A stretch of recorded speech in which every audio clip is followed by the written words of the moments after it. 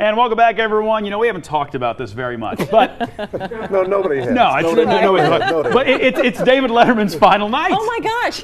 This is former Enquirer TV critic John.Kiesewetter, and John, you talked to Dave several times, and you always brought up the Cincinnati connections, and one of them was Sarah Jessica Parker.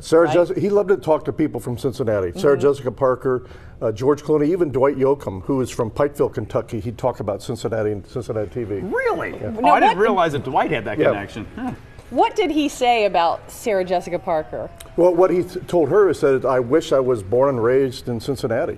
And you know, he loves the town. He'd come down here for opening day in the 70s when he still lived in Indianapolis.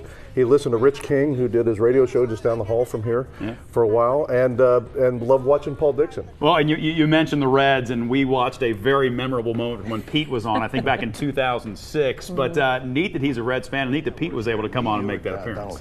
Well, Pete was on, and he loved Nuxhall, too. In fact, one night he talked about listening to the old left-hander and how he signed off. This is the old left-hander rounding third and heading for home.